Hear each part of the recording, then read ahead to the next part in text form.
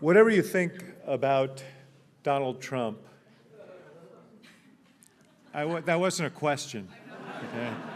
Whatever you think about Donald Trump, it is impossible not to note the fact that these have been a very consequential couple of years, and the people on this platform have all spent day and night over the period of time chronicling it, trying to explain it, trying to forecast what will happen next with varying success. But we were really lucky to have all of them and that they all were able to get hall passes to be with us tonight. And we're lucky to have a great moderator here in Michael Smerconish. So go ahead, give him a hand. But Maggie, Ed, and Abby, thank you so much for being here. You'll hear more about them in a minute. Next Thursday, I'll be sitting down with Senator Tammy Duckworth to discuss her remarkable life and career, as well as topics of the day. On March 4th, we're hosting a panel discussion on how trade policies affect Illinois farmers and manufacturers, and you can find out more about all of our upcoming events at our website at politics.uchicago.edu. We will, as always, open the floor to take questions from the audience. Please line up behind one of the two microphones in the aisles. I assume those aisles. And as usual, we will prioritize students for the first three questions. And as has now become our standard line, make sure that your question ends in a question mark. Please place your phones on silent. There's a restroom downstairs. And now, to formally introduce our speakers is Indira Kara. Indira is a first-year student from Simsbury, Connecticut, studying political science. In her first year at UChicago, she's already served as an events ambassador, as well as a member of the Women in Public Service program and a writer for The Gate. Please join me in welcoming her to the podium.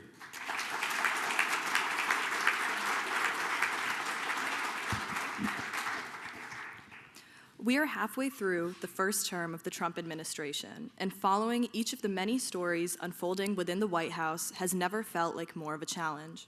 It can be difficult, in the midst of everything, to try and generate a concrete understanding of our political moment. However, this evening, we are joined by a phenomenal panel of acclaimed journalists who can bring us closer to answering some of the biggest questions surrounding the Trump administration. Maggie Haberman is currently the White House correspondent for the New York Times. Her work in journalism began at the New York Post, where she was assigned to cover City Hall.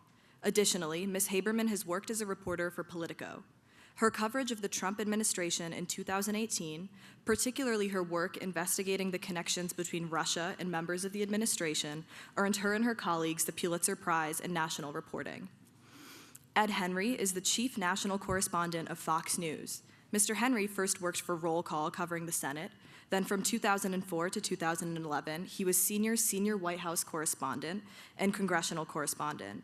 Mr. Henry is a recipient of the Everett McKinley Dirksen Award for Distinguished Reporting of Congress and the Merriman Smith Award for Excellent in Presidential Coverage Under a Deadline. Abby Phillip is currently a White House correspondent with CNN. Prior to CNN, Ms. Phillip worked at the Washington Post as a national political reporter, writing extensively about various aspects of the Trump administration. She has also worked as a digital reporter for ABC News and as a reporter for Politico, where she covered the Obama White House, campaign finance, and lobbying. Finally, our moderator. Michael Smerconish is currently the host of a show on CNN, aptly named Smerconish, as well as the host of a prominent radio show on SiriusXM. Additionally, he writes a column for the Philadelphia Inquirer. Before becoming a journalist, Mr. Smerconish served in the Department of Housing and Urban Development under President George H.W. Bush. He is the author of 7 books, 2 of which have been featured on the New York Times bestseller list. Please join me in welcoming our guests.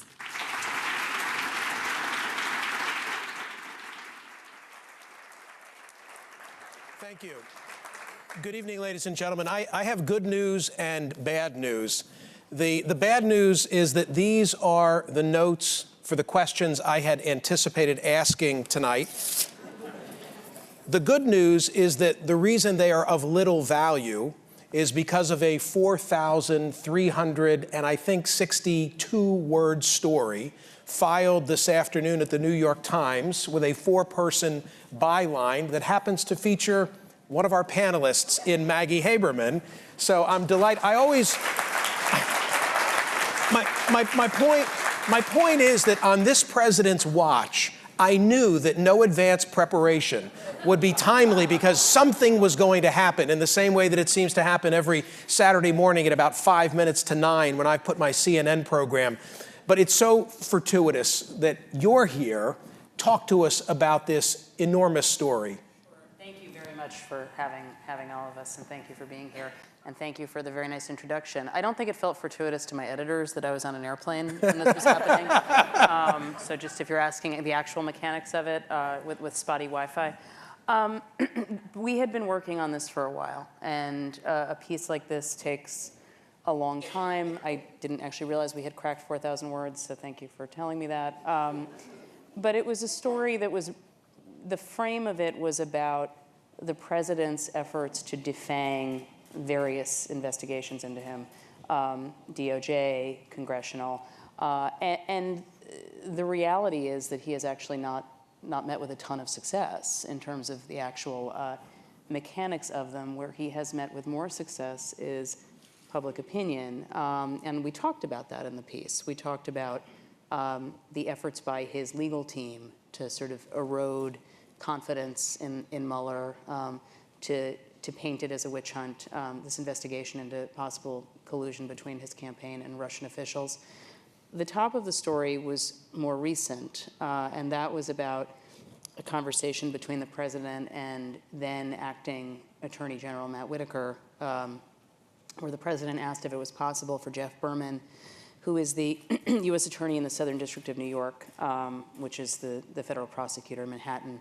That office is prosecuted the Michael Cohen case and is continuing to look into the Trump Organization.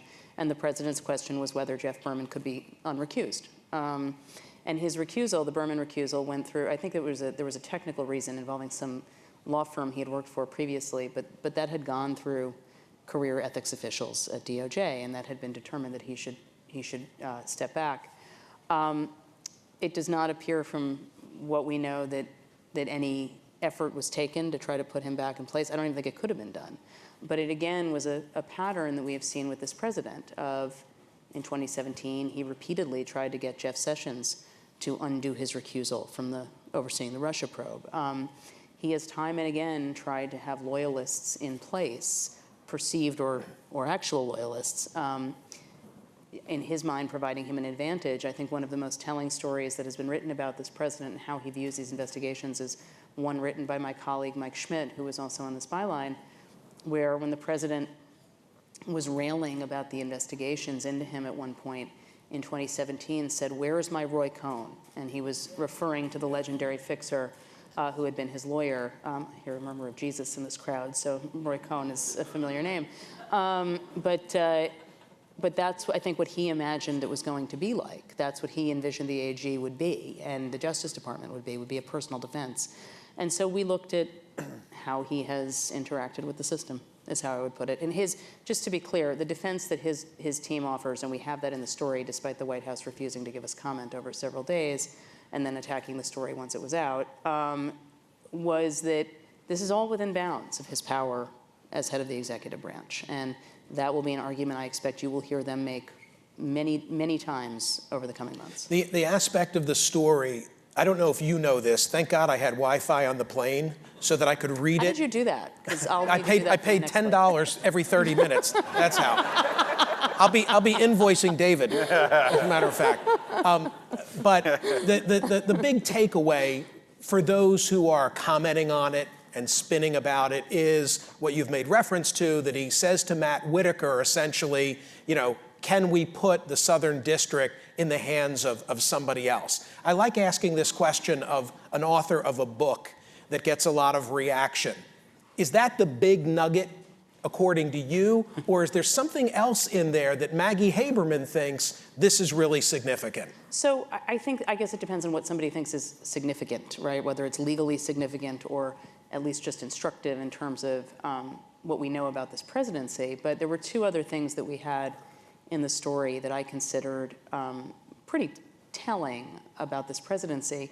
And one was that over the 4th of July weekend in 2017, he reached out to his former campaign manager, Corey Lewandowski, who never went into the government, to ask Corey to fire Jeff Sessions, which I thought was interesting. And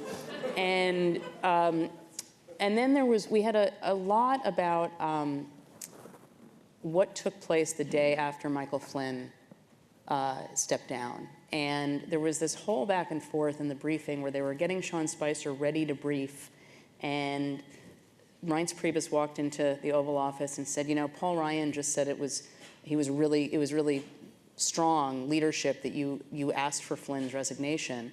And the White House had not said the president had asked him to resign at that point. And the president, looking at Spicer, pointed to Priebus and said, that sounds better, say that. And Spicer said, well, which is it? And he said, say that I asked for his resignation. And the point of it is that he will say whatever he has to say to survive very small increments of time, regardless of whether it's true or not. And that's what he was focused on. Abby and Ed, the picture that emerges from this Times piece is of this contradiction that won't surprise either of you, of the president branding it all a hoax and a witch hunt, but working overtime with the levers of power to try and thwart it. Any reaction to that? Well, it confirms what I think reporters on this beat, I think we talk about this a lot, which is that the president is very much consumed by this investigation. He's not compartmentalizing it. He's not managing it. He's focused on it at all times. And in ways, public and in private, I think what struck out at me in what Maggie wrote in that piece is, as part of the explanation from the president's lawyers, is that it's no secret that the president doesn't like the Russia probe, that their argument is essentially that he is in private the same way that he is in public, that he thinks it's a fake investigation, that it's corrupt. And I think that that's very much true. I think the president isn't hiding how he feels about this investigation. And the extent to which it dominates everything that happens in the White House is sometimes stunning. The haphazard nature with which they deal with very serious matters is also stunning. I remember that press conference that Maggie wrote about with Sean Spicer.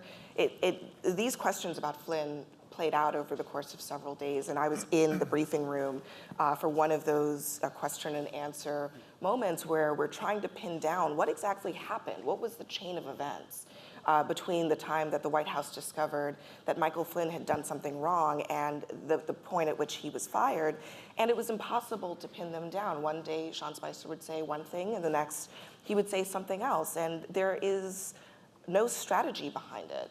I think that's what Maggie just said. The president was watching television. He watched someone say something that he liked, and he said to his press secretary, go say that. That's not a strategy. I think some people like to ascribe a lot of motive behind some of this stuff, but sometimes it's literally happening like that, and I think it's really important for people to understand that that's how these really significant incidents in this country's history are playing out, and it's extraordinary for us even as we cover it. Ed? Yeah, I think what stuck out, I mean, there's a lot that stuck out about the story. One was the Spicer part that everyone's talking about, because I think we're also testing the boundaries of, did Sean Spicer in that briefing and in other briefings, did he just tell fibs? Did he just stretch the truth from a PR standpoint? Or the story suggests something deeper, which is the president's own lawyers in the White House counsel's office wrote a memo that suggested that what he said actually wasn't just that it wasn't true, but caused maybe more legal problems because it was shifting stories. Is it leading to obstruction? All of that. And I think the other point also that stands out to me is that I think for all the time we have all spent on the Mueller investigation, which is important, it is the Southern District of New York that may ultimately be more damaging to the president. I think Maggie's reporting on previous stories has really gotten at that. I would also add, though, that after all of these stories, after all of these investigations, so far, and I stress so far, we have not seen evidence of obstruction of justice. We haven't seen evidence of collusion. I see you putting your hands up. We haven't, and maybe we will. I'm not the president's defense attorney. I'm not going to do that here. But everybody is entitled to be innocent until proven guilty. But here's what I would, and I would also add something else, which is that whether it's James Comey, it's Andrew McCabe, who's out on a book tour this week, Michael Cohen, they've all had their own problems with lying. And you should weigh that as well in terms of the allegations that are being lodged against the president. But at the end of the day, as a journalist, what I see is that this is a president who, through his tweets and the public statements and what you tell the press secretary to say or not say, doesn't always act like an innocent man. What I said a moment ago about there's no evidence of obstruction, there's no evidence of this, move on. Go back to working on the economy. Go work on the trade deals. Now, I think, and I won't, we're going to unwrap this, I suspect, over there. There are other reasons beyond the investigation. This is a man who, at the age of 72, is not going to change, right? And it's not just, he could be, I stress, could be completely innocent of everything that's been alleged, and yet cannot stop tweeting about it, cannot stop thinking he can control the narrative. And that may be because there's problems here, or it could be because he doesn't have a Roy Cohn and thinks, I've lost control of all of this. Or it may just be that at the age of 72, he's thinking twice about how he got into this whole thing because he had a pretty good life before. Pretty good life before. Speaking of which, is it a certainty that he runs for re-election? No, but it's much more likely than not. I mean, I think for a couple of reasons. And I asked him this question. We had an Oval Office interview a couple of weeks ago, and I asked him, you talk about what a sacrifice this has been for you in terms of your family and your business and your time, and do you ever feel like you'll reach a point where you're just like, you know what, I've done what I want to do, and I'm going to be done with this? And he didn't give a sort of emphatic, absolutely, I'm in to win. It was, I just don't see it, and he was sort of rolling it around in his head. I think there's two reasons, and one is speculative, and I will get to that in a second. I think the main reason he will run again is I just don't think it's in him to say, I'm done with this, and to let people sort of rip him apart on the stump on the other side for 18 months. But the other reason, and I agree with everything Ed said, that we're not prosecutors. We don't actually know. I don't know what Mueller knows. No one knows what Mueller knows in either direction. I don't know what the SDNY has. But I do know that the SDNY is where his greater danger lies. And I do know that the SDNY seems pretty intent on running a fine-tooth comb through a lot of things with him. And if you accept that the DOJ guidelines will be followed, that a sitting president won't be indicted for anything, then it stands to reason that a sitting president might benefit from staying in office if he can. He gives up that level of protection the minute he steps out of office. Which is a breathtaking statement to make about the U.S. democracy. I don't want to let that just kind of pass as a strategic point. It's a big deal. But I think he also wants to be validated. I agree. He thinks that the Russia thing has been such a cloud that he wants to win fair and square. Totally. Now, whether he can or not is another question. Totally agree with that. But I don't think that we can necessarily pick apart what is the sole reason why of anything. I mean, some of his own folks have said to me the rationale that I just gave you about SDNY. So, but if you are getting to the point where in this country you are, if one accepts that that is the case, and then you're talking about the apparatus of the state protecting you from charges, that's really something that I don't think this system has thought about being there before. Abby, you used the word strategy a few minutes ago. I'm going to tell you a quick story. I was on radio on Friday as that rambling presser was taking place in the Rose Garden about the national emergency pertaining to immigration. So we carried the live feed, which we don't often do, and then I interrupted and offered my 2 cents. So off the cuff, here's what I said. I said, he's really buried the lead. there was not a bold declaration of, and therefore, ladies and gentlemen, I'm declaring a national emergency. And I said, I said this on an open mic, I wonder if this is because he's really concerned about Republicans in the Senate not playing ball with him. And I put together a tweet of some kind where I sent out these sentiments. And I paid attention to the reaction. Amanda Ripley, I think at The Atlantic, wrote something and said, like, when are these pundits ever going to learn about him? That there is no, you don't have to go reading the tea leaves. It is as plain as it is in front of your nose with him. He just says whatever is, top of mind. So how much strategy is going on and how much top of mind is it? A lot of it is top of mind. I'm sorry to say, a lot of it is top of mind. I mean, a lot of us watching that press conference knew that it was headed in the direction that it was headed because there was no teleprompter. We knew he was going off of notes or whatever was on his mind. And it went exactly the way it would go if you, and I think Maggie knows this, if you're sitting in a meeting with him and you're talking about something, and it's almost the same order of thoughts, where he's talking about how great the economy is and how well talks are going with China and how America is winning like it's never been winning before. And oh, by the way, I'm declaring a national emergency, but everything is going really well. And well, that's what it was. That's exactly what it was, and that is how he communicates in day-to-day life. And it is not something that his aides sat in a room and said, "This is how we want this to go."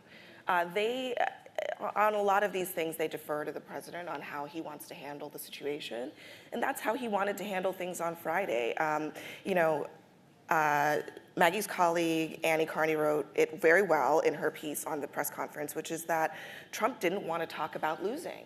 So he didn't. He talked about the things that he thought were winning, and that was the economy, that was trade with China, that was talks with North Korea, and he spent very little time on the subject matter that he'd called the press conference for, or the statement for. And that's how these things go. I mean, look, there was a period of time when Trump was talking to reporters. This was in the run-up to the midterms. He was talking to reporters almost every day. Every time he walked out to Marine One, every time there was a meeting in the Oval that he could possibly open up, he opened it up. And the strategy there was just to literally let Trump figure it out.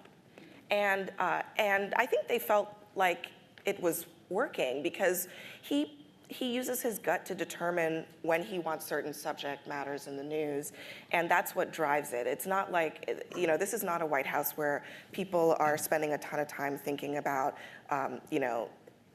Infrastructure Week. That's why Infrastructure Week has never happened. Right, because but what's they've never wrong with been able him? to execute that. But what's wrong with him not using a teleprompter? Nothing is wrong with it. I'm just saying, if the question is there a strategy to, was there a strategy in what happened in the Oval Yeah, Office? it's a strategery question that I'm asking. And the answer is, the White House did not think through, we're going to focus on the economy and China and all of this stuff. They said the president is going to decide what he wants to talk about, and he did that. And I think that's right. But why can't he decide that?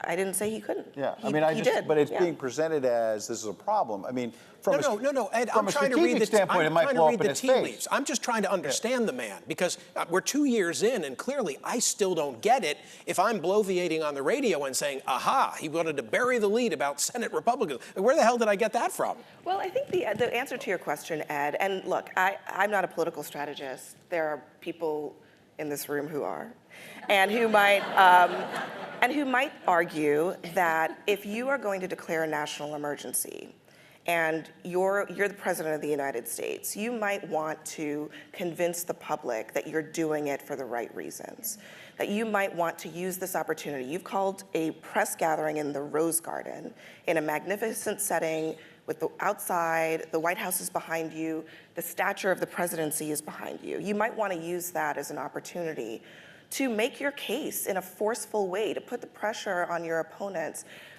to force the issue. I think he tried to do that, but the execution was spotty because it was disorganized. And I think that's the argument that some people might make, but in Trump's mind, he's doing what he thinks is best, and he's the president of the United States, and as he likes to he's say, going with his gut. I'm not. Yeah, he's So, going with his gut, yeah. and it may blow up in his face, but that's the way he's done it. Yeah. He went with his gut in 2016 and he won.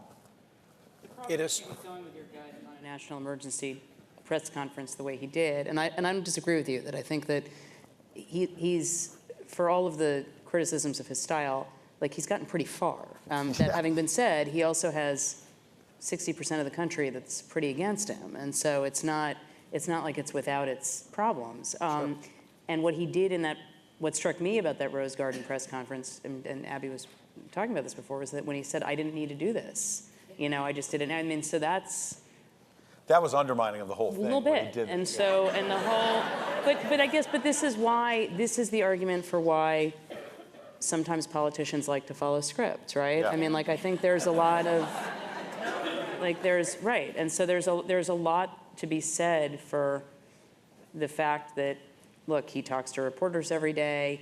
I completely disagree with this idea that the Twitter is like a real-time window into his brain, because half the time the tweets are dictated.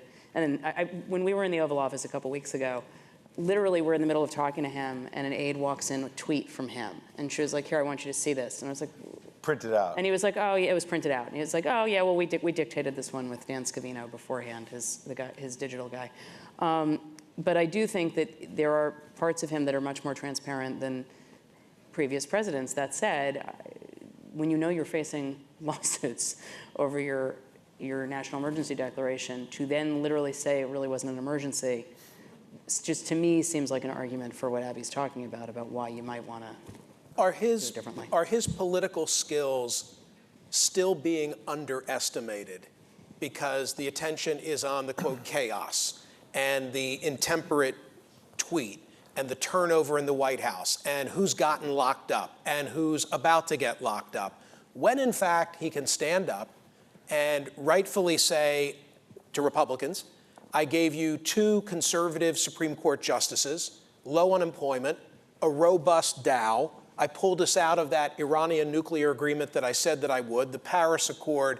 I've neutralized Kim Jong-un. I mean, there's a laundry list of achievement that he can say he delivered on, right? Yeah, I mean, that's part of what I was saying about the teleprompter, was that I feel like back when I was covering Barack Obama, there were too many Republicans who were obsessed with Obama's using the teleprompter. He's giving these speeches. And he was getting stuff done while they were focused on these side issues. And I think a lot of this president's critics are obsessed with every tweet and every last thing. And I'm not justifying, rationalizing. It's for him to do. I'm not his defense attorney. But there's so much time spent on the style and the approach when he's getting a whole bunch of this other stuff done right in front of your eyes. And he will have a robust case, to get back to the earlier question about 2020, to make. But if it's beyond George Papadopoulos and other people actually indicted, it's a hard case to make that.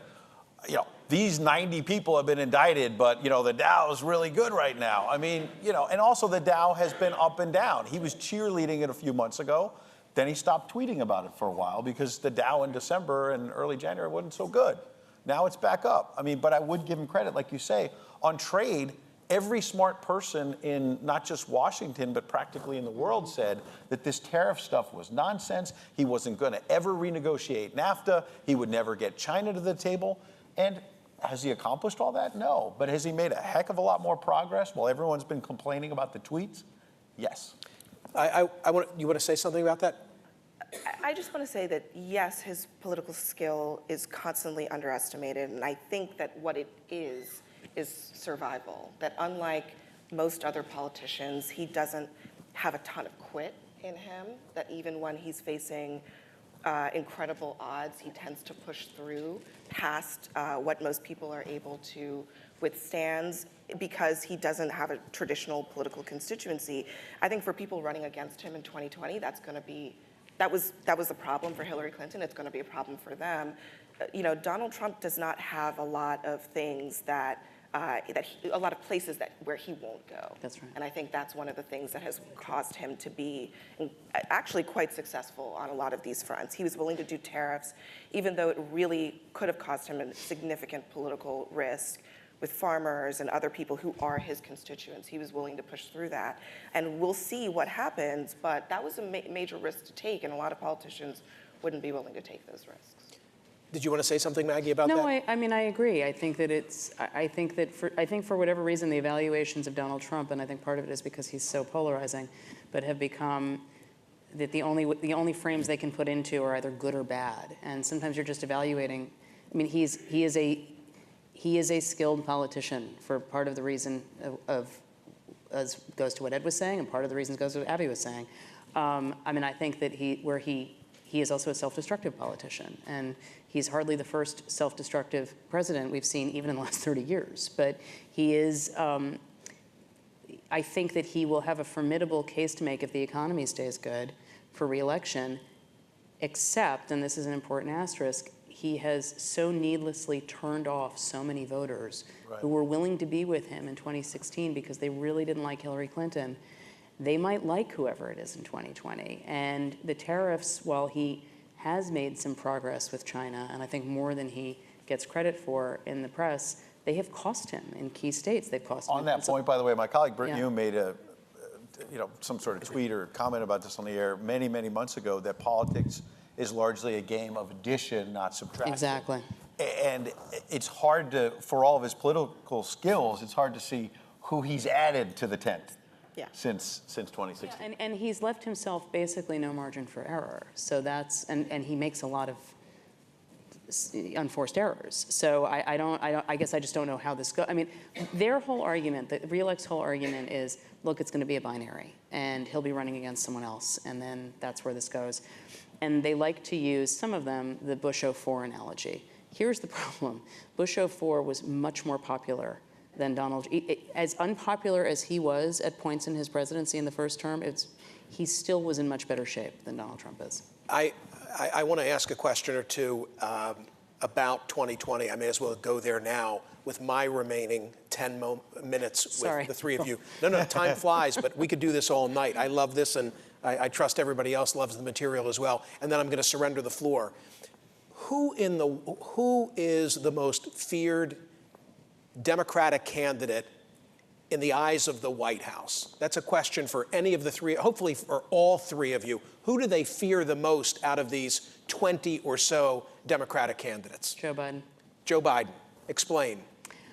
Because the president, so I should also asterisk that there's a bit of a difference between what the president sees and what some of his aides see. He sees Biden, they see more of a generational challenge, like a Beto. They worry more about what somebody who is much younger and has a lot of sort of Obama-like energy could bring. Biden worries Trump because Trump knows that he got elected on with the help of a lot of white working class voters who he thinks Biden will appeal to. It's why Sanders worried him to some extent too. When he said today in the Oval Office, when he got asked about Bernie Sanders, and he's like, well, good luck to him, I think he missed his moment. I mean, that is trolling. It happens to be true. That is what they think. I want to pick up on that because about 2 weeks ago, I talked to a Republican member of Congress from Pennsylvania who told me that he feared Biden most because of the simple idea that if the Democrats can crack some combination of Pennsylvania, Wisconsin, Michigan, the math simply doesn't add up for Trump. Now, people said the math didn't add up in 2016 and learned the lesson, but it's true this time that it's hard to see a state that Trump can pick up that he didn't carry in 2016.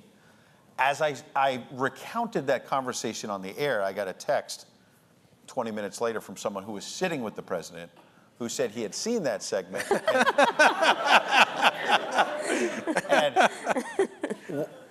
and thought I was dead wrong because, and I see where the president is coming from on this, but what the president basically said was, in private, that everyone lays this out for Biden and the white working class voters. However, whenever he's run on his own, Joe Biden, he's gotten 1 or 2%. Now, he may be a much different political figure now because he obviously was a former Yes, but when he's out on his own, he has never been able to put it together. Now, he may get a running start this time. There may also be people in the Democratic Party who feel like he's the last generation, and they want to move forward. We shall see. Abby, thoughts? Yeah, I mean, I think the Biden argument makes the most sense electorally. It makes the most sense that Trump would fear a Biden candidate. I think Bernie is viable, but not as viable as Biden. But the big question about Biden is what actually happens when he runs, when he's not a hypothetical candidate anymore. And he hasn't actually been successful as a presidential candidate. Things have changed for the better for him, but also for the worse for him. The Democratic Party is much more to the left than he is. He has a much longer political history than the other people he's running against, and it will be weaponized against him. So I think that that's real. I think that the president probably, in the recesses of his mind, understands that that passion is important too.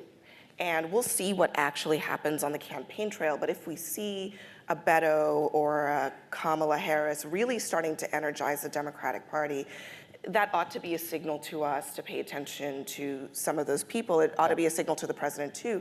He does pay attention to that, and he's not wrong for doing it, because people discounted his crowds in 2016, and I do think that they mattered as a signal for what was happening on the ground.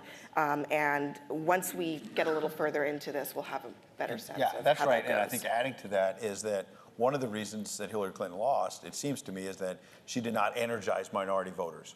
And if you have a Kamala Harris, and I don't know whether she's going to pull it together, whether she's going to excite the left, I don't think it's as simple as an African-American woman is going to get it done.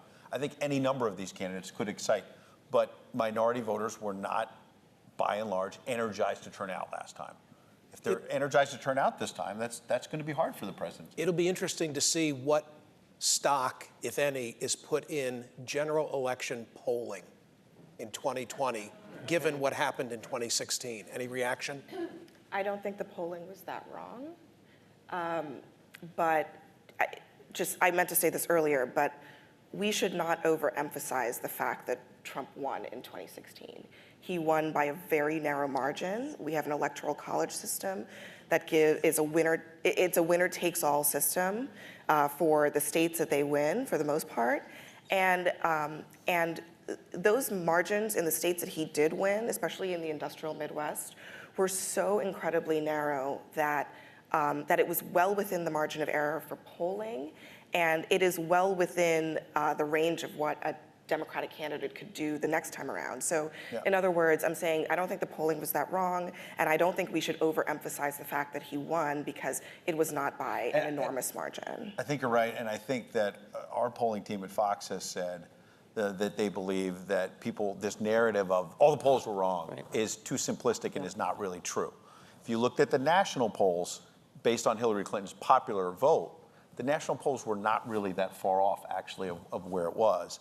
And that what the national media and the public, by and large, misses is when we do these horse race polls in the final days. We're looking at the national picture when, as you say, we vote state by state, the Electoral College. And if you actually look at some of the state polls in Wisconsin and Pennsylvania, it showed a much tighter race in the final days than the national polls suggested. And we've been having this polling discussion since 2012 and since before that. I mean, we do this every 4 years. And I don't think that, I mean, I think Abby's point about how narrowly the president won, it was 80,000 votes or so in 3 states. Yeah. So I think that there is a danger of overcorrecting. And again, I would just keep pointing this out. He won as somebody who had been part of the popular culture for 30 years, but who was unknown as to what he would do in office. He's pretty known now. So he can't duplicate some of that same recipe. But I still think people should, I don't think everybody should toss polls aside. I think some are better than others. I want to ask a question about perception of the media that's based on something that happens with me routinely, although did not happen flying to Chicago today, where someone will greet me and tell me that they've seen commentary or they're familiar with my work, and then I often get this: he's not my guy, and I don't like him, but boy, the media has gone so overboard in the treatment of this president. And the implication is that the media has driven people toward him who wouldn't otherwise be with him. I wonder, first of all, Ed's smiling, so you can go first. Working at Fox, I've never heard that.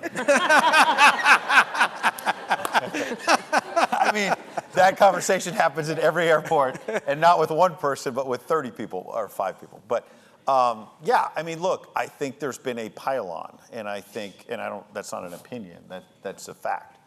But on the other hand, what the Trump supporters don't see is that there's been real meat on the bone to dig into and to investigate. But, you know, I mean, look, you started with this incredibly good bit of reporting here by Maggie and her colleagues. But remember about 3 or 4 weeks ago, there was also a remarkable story in the New York Times on a Friday about how the FBI launched this counterintelligence investigation because they thought maybe Donald Trump was a Russian agent. What happened? Was that true? Does Mueller have some goods, as you said a few moments ago, that is going to prove that somehow that was all justified? Or were all of these FISA warrants of Carter Page to be surveilled, who, by the way, Carter Page has still not been charged with a single crime? Why is that? I didn't say that Mueller has the goods. I said I don't know what No, Mueller I didn't. has. No, I just no, want to make very I clear. didn't say you said that. Yeah. I said, you said a few moments ago, we don't know what Mueller Right, we don't. has. No, That's look, what I said. So sorry, Yeah. then I misunderstood you, but I just don't want to leave that one unclear. I think that the problem is that everything has been treated like a 4-alarm fire in this presidency, and that goes from a tweet is given the same emotional energy, and it is mostly on cable news and less so in print. But it is given the same sort of news oxygen as a story like what we did today. And a tweet is just not the same. And there was a long period in the beginning of the presidency where the president's political opponents would have a massive freak out about every tweet. And then they were adamant that, and this is a distraction. He's doing this on purpose to keep you from focusing on this other thing. And you know, I remember having this conversation with my colleagues in the DC Bureau a week after the president won in 2016. And my then colleague, Ashley Parker, and I did this briefing for them because we had just covered the campaign. And one of the things we were saying was, sometimes he's doing something as a distraction, and sometimes it's not. And sometimes it's because of X, Y, Z, and sometimes it's not. And you're almost never going to actually know what the reason is that he's doing it. And you have to stop looking for what that causation is, because just deal with what's in front of you. And so I think that if you're dealing with what's in front of you, not everything should be treated the same. That I do think has been a problem. That said, the number of things that have taken place under this president that would have crushed any other presidency is staggering. I think that people have become numb to it, frankly. And I think what this has taught everybody is the degree to which our system really is a system of norms more than it is of laws. And he has shattered one norm after another. But is it possible that among at least a certain segment, not a large segment, but a certain segment out there, at a certain point they say, Jesus, this guy is like the Energizer Bunny, and at a certain level they respect his resilience? Sure, but that should not have any impact on how we do our jobs. No, Right, no, That's all I'm not implying. Yeah. I'm not implying Yeah. that it There's should. a counter argument too that maybe people just say, even to supporters, the sheer exhaustion of all of this. Do we want another 4 years of it? Right. I'm not saying they don't want another 4 years. But Yeah, I we'll said see. the same thing about the campaign. I equated it with a beach novel that at the end of the summer you're ready to get back to work and Right. you know, now we need to focus, Most and that was people, wrong. I think that his supporters still, for the most part, and even some of his detractors, there are things they like that he's done. I guess I think that I go back to this as a separate question than whether we should be covering it. That's all. A quick comment from Abby, and then I'm going to go to the audience. I just think there is often the inclination to overemphasize those 30 people at the airport who are probably inclined to vote for the president anyway, Right. to be honest. And the same reaction, that reaction, I think, is probably matched by another reaction on the other side of it, which is that there are some people who might like the things that he's actually doing, but really strongly dislike the way that he does it, the environment that he's doing it in. And I'm not saying that these people don't matter, but I do think that it's important to keep in mind that this president is polarizing on both sides, that we as reporters are trying to just tell people what is happening. Whether they take that information and have sympathy for the president is not really our concern. And I think that we shouldn't overemphasize that phenomenon because it's probably matched by the opposite phenomenon on the other side. When you say that, I think of myself taking note of yard signs in northeastern Pennsylvania in 2016 and saying, and then saying to myself, I best not overemphasize that, and then being caught completely unaware. So somewhere in there lies the proper balance. Yeah. Ladies and gentlemen, first 3 questions from students, please. And I'll begin over here with whomever goes to that microphone. I don't know how they do it, but how about introduce yourself and then pose your question? Sure. All right. My name is Richard Day. I'm a student at the business school. Great. In 2016, the media and the New York Times in particular did amazing reporting about both major candidates. However, it seemed like there was an equivalency between the amount of scandal, the meat on the bones for Hillary Clinton and Donald Trump. The best example of this being the New York Times giving the entire front page above the fold to coverage of Hillary Clinton's emails, an issue that wouldn't crack the top 10 in this administration. Do you think the media made a mistake in 2016 in how it treated the relative scandals of both candidates? And if so, how would you hope the media corrects for that in 2020? So I'm going to take your question apart, and thank you very much for being here and for asking it. I think that there has been a lot of discussion about the Times and the coverage of Hillary Clinton's emails, and you're speaking about, in particular, about a front page that was the day after James Comey wrote a pretty extraordinary letter to Congress. So I guess what I would ask you is to put the situation in reverse, and it's Donald Trump's emails, and it's a letter that James Comey wrote to Congress about Donald Trump. And would you think that that deserved a lot of coverage because it was extraordinary? I guess that's the thing that I ask people to look at. I think that I understand and have heard the argument that there were too many stories about the emails, and I think there are valid reasons why people think that, and I understand it, and I have thought a lot about this.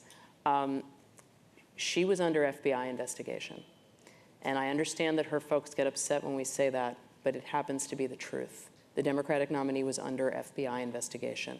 Now, he was under some investigation too. That came much later in the campaign. Hers began in 2015. We can't do anything about when it began. I am going to answer this at a bit of length, since you asked a long question. And it's complicated. James Comey did things that were pretty extraordinary and for which he has been criticized, some would say pretty properly, for how he handled that. He came under a lot of intense criticism for the moves that he made, including this extraordinary press conference where he cut her out, at the knees, essentially, and described her as reckless. And her campaign said things that were not true about that investigation, including describing it as a security review, which is what it was not.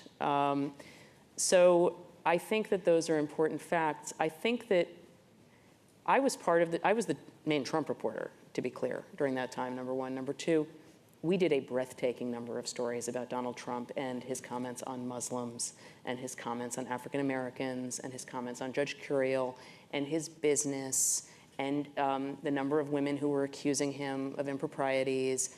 I could go down the list. Here's the difference. People had been hearing a lot of negative things about her for a very long time, and it formed their opinion. And in the campaign, it was on one topic, which was emails. There were like 20 about him. So nothing stuck. And I understand, that's just from the political framing, is my point. I understand that that is very frustrating to folks, but I do not think it's because we did not spend a lot of time vetting Donald Trump. We spent a lot of time vetting him. Whether voters cared is another issue, and this gets back to something we talked about before, which is that how we cover people should not have anything to do with how voters are receiving them. It shouldn't be influenced by that. I think that everybody needs to be mindful of being played. Frankly, my far bigger concern this cycle, and it relates to my bigger concern last cycle, which was how we all responded to WikiLeaks, which I think was very problematic. And I think that we all need to be a lot smarter, given what we know about misinformation and how things are being handled in terms of stolen information. Thank you. Allow me to keep moving because I see the number of people lining up. Michael, and but that one takes that was all. a That was while to go. wonderful. Next. Hi, my name's Mimi. I'm an English major. I'm a fourth year in the college, so I'm an undergrad. My question is, what is it like to report on an administration that is so openly and actively hostile to the American press?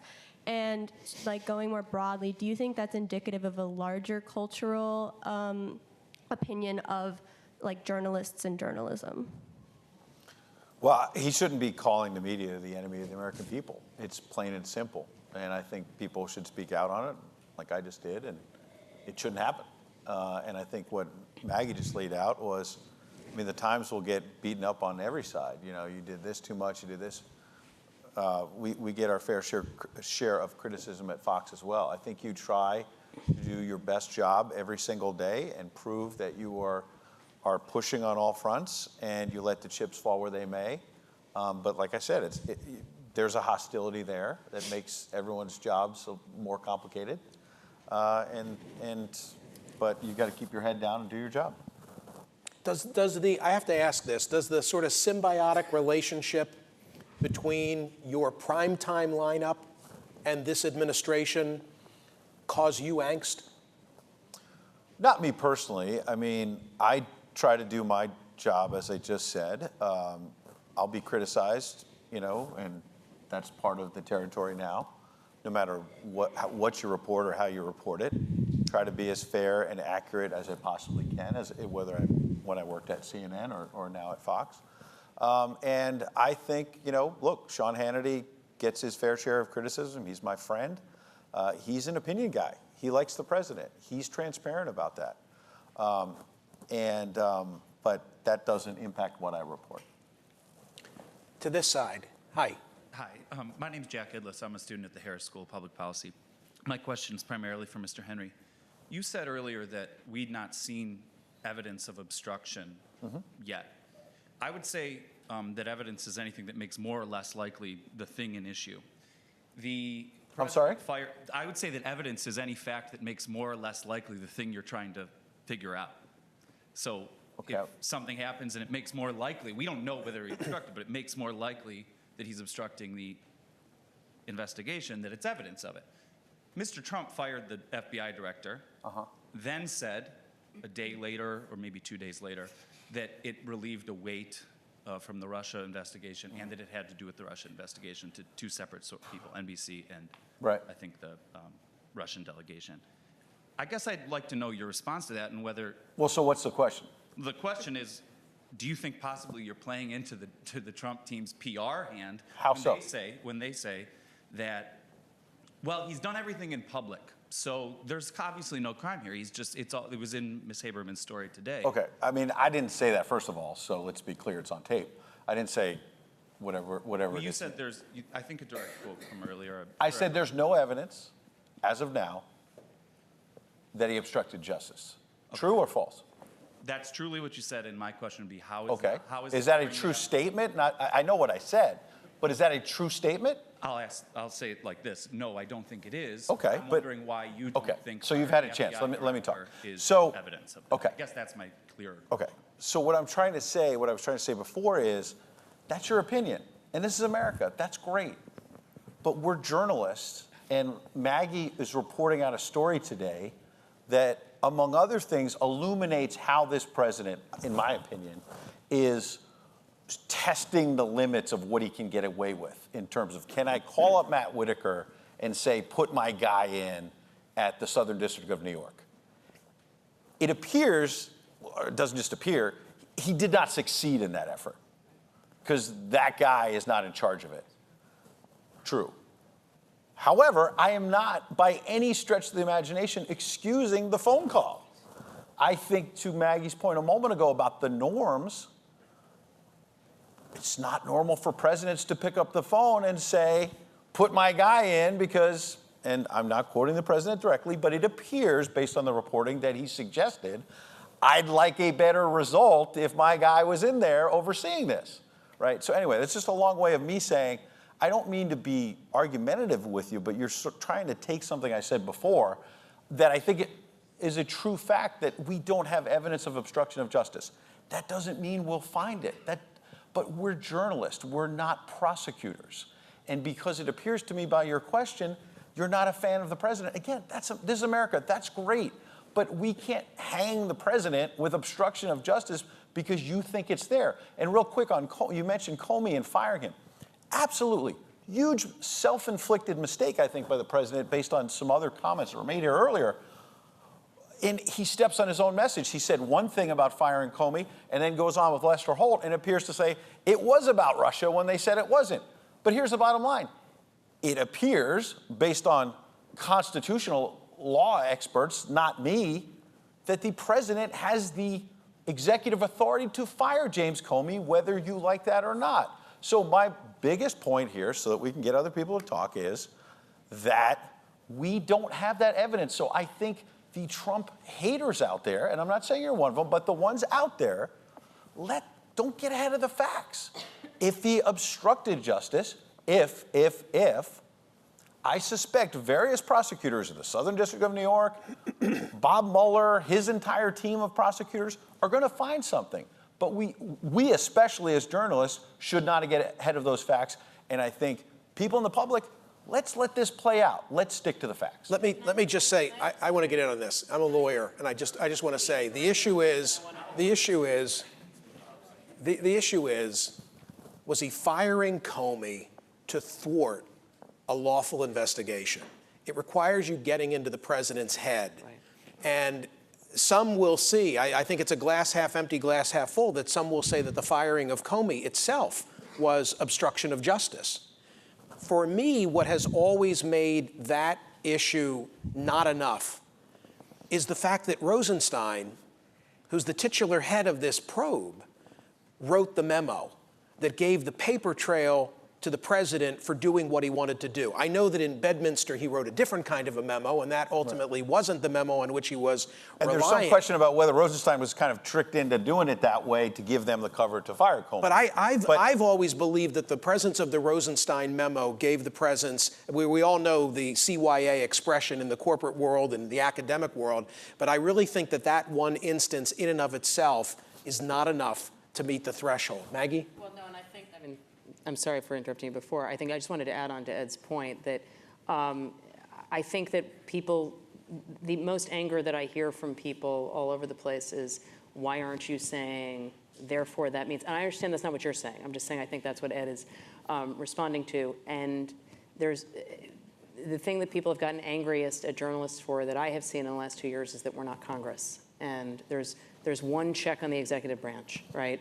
We can report, but if they either think something is there or they don't think something is there for whatever reasons that they do it, and there's not much else we can do. Can I also just say that as we look at the big picture of obstruction and collusion, which literally is conspiracy, first of all, I don't know what Mueller knows. None of us know what Mueller knows, and time and again, we've been shown that that's the case. I don't understand how you indict Roger Stone for what generally get described as process crimes if in the end he was an integral player in some form of collusion/conspiracy.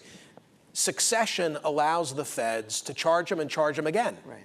So the door is still open for Roger Stone to be charged. But it seems like all roads lead through Roger to WikiLeaks and to the Russians, meaning that without him, you're not going to build that case. And so the fact that he has been charged and nothing coming close to conspiracy or collusion causes me to say Mueller's probably not in the process of making that case. It's certainly a theory that I have heard. I think just for the purposes of us all speaking the same language here, maybe we ought to make a distinction between evidence and proof that something definitively happened, that there's a lot of stuff happening out there that some of which Ed talked about that caused, according to Andrew McCabe, the FBI to open up various kinds of investigations into Trump. We don't know if that all amounts to a conclusion that he did the thing. So just so that we understand each other a little bit better, I think we're not actually really disagreeing on this. There's a lot of stuff out there, but no one has made actually any conclusions about whether he obstructed justice or colluded with the Russians, and a conclusion of those things is very different from there being evidence of things happening that might lead one to open an investigation into whether or not they occurred. Question from here. Hi, thank you for, is the mic on? Yeah, we heard you. Hi, thank you for being here. My name's Jake. I'm a first year here at the college. So I think something that all of us can really agree on is one of the reasons Trump won is because he portrayed himself as an anti-establishment outsider candidate. But as president, he has governed in, kind of an establishment type way, not in terms of the rhetoric, but in terms of the policy. So, for example, he appointed 2 very pro-corporate judges to the Supreme Court. He's been rolling back environmental regulations, and he did a tax cut that 81% of the benefits went to the top 1%.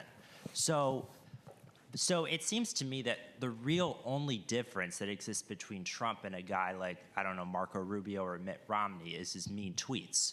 And, I do feel that, whenever I turn on CNN or MSNBC, I see that aspect of Trump covered, a lot more than his actual policies, which are very pro-establishment. So my question is twofold. Number one, do you agree with what I'm saying? And then number two, do you fear that covering Trump in this way will continue to make him look to people as an anti-establishment candidate, and that could potentially help him in 2020? I don't think he's governed as an establishment president, like, practically at all.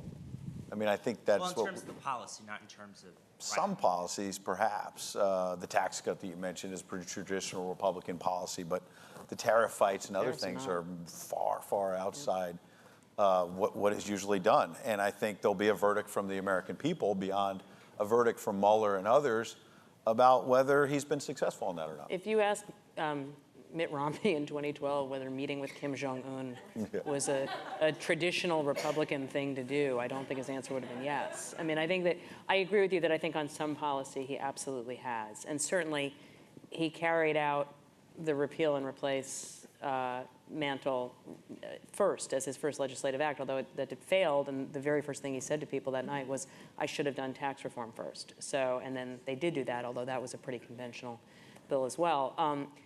I think that it's some hybrid of what you're saying and maybe what we're saying. I think that some of this is style, and I do think sometimes the style can crowd out everything else, but it isn't just style. I mean, the tariffs and a lot of his foreign policy. Even, I mean, again, I realize we're kind of dancing around this, but his approach on Russia is not, it's hardly conventional Republican. It's not in line with something you'd see Marco Rubio talking about, or Lindsey Graham historically, or almost anyone. So I think it's a case-by-case basis. Can I just add real quickly? Please. I do think that you're making a really important point about a key to President Trump's resiliency in the presidency, which is that he has stuck to Republican orthodoxy on some really important issues that has kept his coalition together, on pro-life issues, on taxes, on regulatory changes. He could not have the Republican Party with him to do all of this other stuff if he did not do those things as well. And so we can't discount that because, let's say that Trump had not stuck with a list of conservative judges who were all incredibly pro-life, who had been vetted by the Federalist Society. We would be looking at a very different political environment for him. And he understands that, and that's why I think you're seeing this sort of dual-track presidency, one in which it's incredibly conventional on the administrative side, but very incredibly unconventional when it comes to the things that the president can do on his own when it comes to tariffs and when it comes to foreign policy. To this side, just a few more questions. We'll try and move as quickly as we can. Hi, I'm Marianne West, a college alum from the Watergate era. And I do have sort of a lightning round question for each of you. What is the one thing that each of you thinks could come out of the Mueller investigation, assuming they release it before the next election, that you think would essentially doom Trump going ahead into 2020? I have no idea. I don't want to begin to venture a guess because it feels irresponsible. I'm sorry. I'll take a guess. I'm a talk show host. It would be some type of awareness of the infamous Trump Tower meeting, the president having been in the loop before it took place, giving encouragement to one of the participants to go there and get the dirt, knowing that it came from the Russians via WikiLeaks. Anybody else want to respond to that? I'm good. No offense. I'm just. Call me tomorrow. It's on the air. I'll be on the air 9 to noon, an hour This is a behind plug for his show. your time. That's good. Yes, sir. David Resnick, citizen. What has surprised each of you most over the past 2 years of the Trump administration? Nothing. Yeah, I mean, that's a pretty good one. I'm sorry. No, I don't know. I think I'm always surprised that it can continue to be more chaotic. That there is not, usually the thing that I don't think is really happening is happening. You know, when you go to that 60 Minutes interview after the election, I think it was with Leslie Stahl, and they had the whole family in Trump Tower, and among other things, the president-elect was sort of saying, when pressed about the tweets and the nicknames and stuff, oh, I'm going to be so presidential. Oh, yeah. You won't believe how once I put my arm up and the hands on the Bible, I'll be more presidential than any of them. And I'm not surprised that didn't really turn out, but I thought maybe he would give it a little bit more of a go. Or that people would hold his feet to the fire that he said that. It's not like, because I do think sometimes there are a lot of people in the media who want him to be the president they think he should be. But on the other hand, he said he was going to be that guy, that he was outside that he was an outsider, but that he was going to kind of meld a bit, and he just hasn't. I'm shocked by the Constitution. Who asked that question? There he is. I'm shocked by the Constitution that he has to survive and even thrive on chaos. I woke up yesterday, I guess it was, fitful sleep, and I get on the loop at 4 a.m. and I start worrying about our kids. And I start worrying about, something that my wife has going on with business. I start worrying about my radio show. And hell, I may as well just get right out of bed because there's no way I'm getting back to sleep. And in his case, it's like he doesn't get a good night's sleep unless he stirred shit up. And then he sleeps like a baby. You know what I mean? And it just stuns me. Or he just doesn't sleep, basically. It just stuns me. Yes, sir. Paul Groundwater citizen. Under what circumstances, assuming the economy isn't either way up or way down, what circumstances do you think would enable him to be reelected? I think one thing that we haven't touched on, and I'll say it briefly so we get more questions in, is that I think if he basically makes a case that, I've had this sort of crazy approach, but the Democratic approach is crazier. I think when you look at the details of the Green New Deal, you look at some of the things that have happened on abortion in the last couple of weeks, the taxes of 70%, tippy top, all of this stuff. There are campaign commercials being cut for him that could make the Democrats look, I'm not saying they are, I'm saying that the approach could look being that they're far, far outside the mainstream. And there's an opportunity for Donald Trump in 2020 to retool a bit and run just a little bit to the middle. Now, whether he'll take that opportunity, like I said at the beginning, 72 years old, not going to change. I think it's going to be really hard, for him. But I think that the Democrats may give him an insurance policy if they're so far left. There's so much that's going to happen between now and the election that I don't even know what good it does to try to think about it at this point. I mean, I think it's our host, Mr. Axelrod, who has a line about elections either being referendum or not. And I mean, I think that I think Trump is going to do everything he can to not make it a referendum on himself. And I think that what we have hinted at tonight, but not directly said, is he is uniquely good at letting different people think that what they see in him is the right actual thing. So cultural conservatives, social conservatives really like what he's doing on one issue. Isolationists like what he's doing in Syria. He's got he's very hard to pin down. And so I think that becomes harder for whoever is running against him. I know we're running out of time. Just before you guys go, and hopefully we can go back to questions after, but I don't want to leave here without you answering the question of how, if at all, has this presidency, after 2 years, changed the country in a substantive way that will be enduring? I think that at least for the time being, and I don't know how durable this will be, but I think that Abby talked about how the president is willing to do things that other politicians are not. He does not have the same, and I'm not making it, this is not a judgment. This is just an observation. He does not have the same capacity for shame that other politicians I have covered do. So, for instance, I can't imagine a scenario that's not in the Donald Trump era where you have the 3 elected officials in Virginia still in office. All of them are Democrats. I think that there is a real, one of the things that I've observed about Trump is that his supporters start to act like him, but so do his detractors. And I just think he has had a profound effect on the culture of politics. I don't know how durable it'll be once he's Quick response from the two of you. I just want to, Maggie mentioned this earlier, but it's worth highlighting. He has blown through norms in this country, blown them up. And how we grapple with that, I think, is going to be really important for what happens next. Are we comfortable with some things just being norms, or do we believe that some things ought to be more solid than that? I think that's a really critical question. There are some things that we didn't even think were norms that are norms and that are not in the law at all. And so the next generation, whether that's 2024 or before then, is going to have to figure that out because it does seem somewhat untenable, the way that we've been going. As Ed pointed out, all the things that the president has done are not necessarily illegal.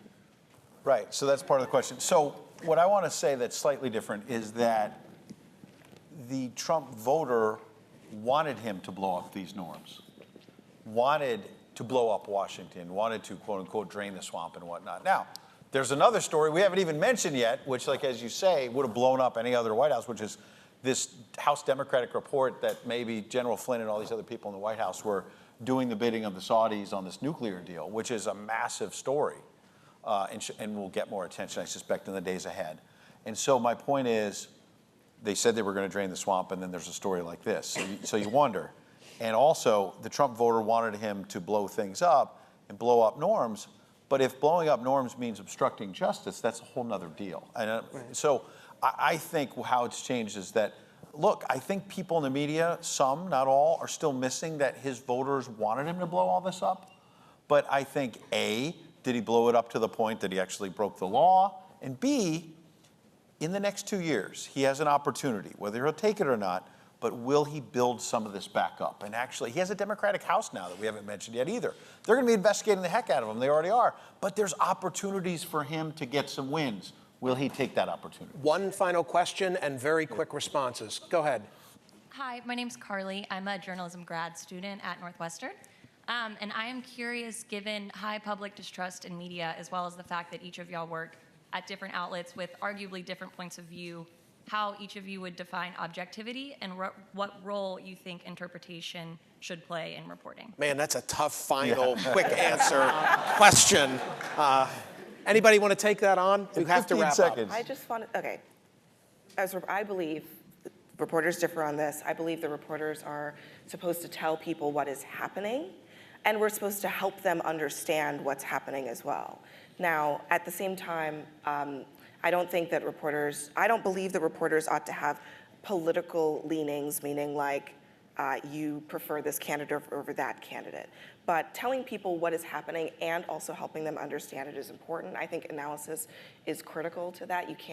That's not a lack of objectivity. It's simply helping people understand what, you can throw things out at people and they don't understand what's going on. And I think they need people to help guide them through the facts, and we should do that in as even-handed a way as possible, being clear about what we know and also clear about what we don't know. I think also when Maggie was talking earlier about the frustration people have with the media, and they seem to think we're Congress, and like, well, why are you not subpoenaing him to get this information? And you're like, well, I'm a journalist.